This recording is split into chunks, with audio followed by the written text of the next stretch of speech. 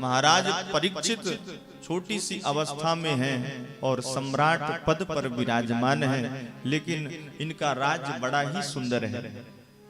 अब जब नया नया राजा बनता है तो प्रजा में भी चारों तरफ बातें फैलती है कि भाई बड़ा नया राज्य बना है, नई सरकार बनी है, देखते हैं कैसी चलेगी। तो सभी बातें भी करते हैं आपस में। एक दिन महाराज परीक्षित ने सोचा कि चल करके देखना तो चाहिए, प्रजा का रुख भी तो लेना चाहिए। तो भेष बदल करके भी जाते हैं परीक्षित, तो देखते हैं कि चारों तरफ उनके पूर्वजों की कीर्ति कौमुदी का वर्णन होता है। सभी नगरवासी पांडवों की कीर्ति का गायन करते हैं। अरे महाराज युधिष्ठिर हमारे राजा थे, अर्जुन गांडीवधारी अर्जुन, गदाधारी भीम, अरे उन्हीं का तो पौत्र है ये भी कम नहीं होने वाला। सिंह का बच्चा सिंह ही होता है। तो चारों तरफ अपनी प्रशंसा सुनकर के महाराज परीक्षित को बड़ा आनंद आता है। एक जगह भ्रमण करते करते देखा कि एक काला काला पुरुष एक गाय और बछड़ों को प्रताड़ित करते हुए आ रहा है। बैल के 3 पैर काट दिए हैं और चौथा पैर भी काटने का प्रयास कर रहा है। बछड़ा बेचारा रो रहा है, गाय से अपनी बातें बता रहा है। जो इस भयानक दृश्य को महाराज परीक्षित ने देखा तो क्रोध के मारे आंखें लाल हो गई। निकाल ली तलवार अपनी, तलवार लेकर के जैसे ही उस पुरुष के ऊपर मारने के लिए दौड़े तो दीनहीन बन करके महाराज परीक्षित के चरणों में आकर के लेट गया। महाराज रक्षा करो पाहि माम। परीक्षित को अपने बाबा जी का सूत्र याद आ गया। बाबा जी ने कह दिया था कि बेटा शरण में आए हुए की रक्षा करना क्षत्रियों का यह धर्म है।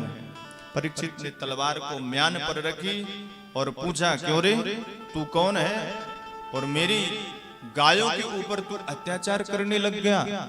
जिन गायों की रक्षा करने के लिए हमारे प्रभु इस धराधाम पर अवतार लेकर के आए और उनके जाते ही तुम उनके ऊपर अत्याचार करने लगे। कौन हो तुम, क्या परिचय है तुम्हारा? अपना परिचय बताया, महाराज मैं कली हूँ। अच्छा तुम कली हो, मेरे राज्य में तुम कैसे आ गए? निकल जाओ मेरे राज्य से, तुम्हारे लिए कोई भी स्थान नहीं है। कली ने कहा, महाराज सप्तद्वीप वसुंधरा में आपका ही तो चारों तरफ राज्य फैला हुआ है, आपका राज्य कहाँ नहीं है, कहाँ मैं जाऊं? महाराज ने कहा, मेरे राज्य में तुम्हारे लिए कोई भी जगह नहीं है, क्योंकि तुम्हारे अंदर अवगुण ही अवगुण भरे हुए हैं। कोई अगर गुण हो तो बताओ। कली हाथ जोड़ करके कहता है, प्रभु मैं मानता हूँ मेरे अंदर अवगुण ही अवगुण भरे हुए हैं, पर एक गुण मेरे अंदर है। कौन सा गुण है बता? तो कली कहता है, यत् फलम नास्ति तपसा न योगेन समाधिना तत्फलम लभते सम्यक कलौ केशव कीर्तना। कलयुग में भगवान नाम संकीर्तन से जो फल मिलेगा ना, वो त्रेता द्वापर सतयुग में जब तप यज्ञ अनुष्ठान करने में भी नहीं मिलता था। इसलिए ये मेरे युग में यह सुंदर फल प्राप्त होता है। महाराज परीक्षित सारग्राही राजा थे। उन्होंने देखा कि इसके पास तो बड़ा कमाल का गुण है भाई, बैठे बैठे भगवान का नाम लेते रहो और बढ़िया भवसागर से पार चलते रहो।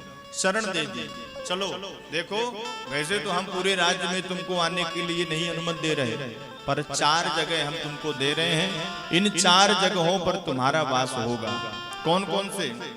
द्यूतम पानम श्रियः सोना यत्रा धर्म चतुर्विधा। द्यूतम, जहां पर जुआ खेला जा रहा हो वहां पर तुम्हारा वास होगा। सुन लीजिए कली कहां पर रहता है। पानम, जहां पर मदिरा पान किया जाता है वहां पर कली का वास होता है। जहां पर जीवों की हिंसा होती है वहां भी कलयुग रहता है। और जहां पर द्यूतम पानम श्रियः सोना, जहां पर लंपट पुरुष रहते हैं वहां पर भी कली का वास होता है। कली हाथ जोड़ करके कहने लगा, प्रभु आपने जैसे सूरत हमारी देखी काली कलुटी, वैसे ही गंदे गंदे कमरे हमको दे दिए। अरे एक गुण आपको पसंद आया मेरा, तो कम से कम एक कमरा तो बढ़िया दे दीजिए, एक स्थान तो बढ़िया दे दीजिए जहां पर मैं बढ़िया रह सकूं। तो परीक्षित चूंकि इसके गुण पर रीझे हुए थे, परीक्षित ने कहा अच्छा तुम बताओ कौन सा स्थान दे दूं। तो कली ने कहा एक सोने में स्थान मिल जाता तो मेरा काम चल जाता। भगवान ने कह दिया ठीक है भाई। पुनश्चयाचमानाय जातरूम मदात्र प्रभु। स्वर्ण में कली का वास हो गया। अब भागवत में ही प्रथम स्कंद में सूत जी कह रहे हैं कि स्वर्ण में कली का वास है, और एकादश स्कंध में भागवत में ही भगवान उद्धव से कहते हैं कि उद्धव स्वर्ण में मेरा वास है। तो भगवान का वास माना जाए कि कली का वास माना जाए? अगर कली का वास माना जाए तो आज आरती के बाद सारा सोना चढ़ा देना है भागवत जी।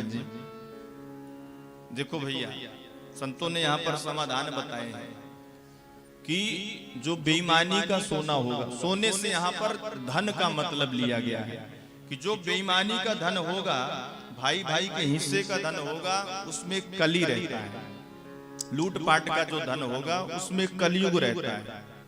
और जो ईमानदारी का सोना होगा, ईमानदारी का धन होगा, ईमानदारी से कमाया हुआ, उसमें भगवान का वास होता है। ये भागवत में है। वैसे देखा जाए तो ईमानदारी से तो सोना खरीदना बड़ा कठिन है, क्योंकि आजकल 50 से पार पहुंच गया। तो सच्ची कमाई से, एक नंबर की कमाई से सोना खरीदना बड़ा कठिन हो गया। तो गोस्वामी जी ने, हमारे गोस्वामी जी बड़ा सुंदर यहाँ पर बात कहते हैं कि देखो संसार में जितनी वस्तुएं हैं ना, सब में कोई ना कोई दोष तो है ही। कोई भी वस्तु आप लेकर के आओ, कोई ना कोई दोष रहेगा। तो समाधान इसका यही है कि कोई भी वस्तु खरीदो तो सबसे पहले ठाकुर जी को पहनाओ, ठाकुर जी को भोग लगाओ, और फिर स्वयं ग्रहण करो, तो फिर उसका जो पाप होता है वो नहीं लगता। जैसे हम लोग भोजन बनाते हैं ना, तो भोजन बना करके पहले भगवान को पवाइए, तो भगवान जब पालेंगे तो वो फिर प्रसाद हो जाएगा। बाजार से, मार्केट से कोई वस्तु खरीद करके लेकर के आइए तो पहले ठाकुर जी को एक बार दिखा दीजिए, भगवान को पहना दीजिए, फिर अपने उपयोग में लीजिए, उसका दोष नहीं लगता है। गोस्वामी जी कहते हैं ना, तुम ही निवेदित भोजन करही, तुम ही निवेदित भोजन करही, प्रभु प्रसाद पट भूषण धरही, प्रभु प्रसाद पट भूषण धरही, प्रभु प्रसाद पट भूषण धरही। कोई भी वस्तु हो, भगवान को पहले अर्पण करके फिर उसका प्रसाद पाना चाहिए, जिससे वस्तु का दोष मिट जाता है।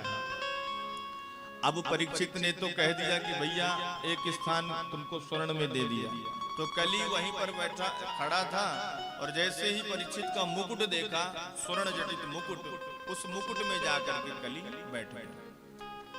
अब यहाँ पर प्रश्न उठता है कि महाराज परीक्षित का मुकुट क्या 2 नंबर की कमाई का था? हाँ था। क्यों? क्योंकि कथा आएगी, अभी आप सुनोगे। भगवान श्री कृष्ण अर्जुन और भीम को लेकर के मगध देश गए थे जरासंध को मारने के लिए। तो जब भीम दादा ने जरासंध का वध कर दिया और उसके पुत्र सहदेव को सिंहासन पर बैठाया, ये वो पांडव वाले सहदेव नहीं, ये जरासंध के पुत्र का नाम भी सहदेव था, उसको सिंहासन पर बैठाया।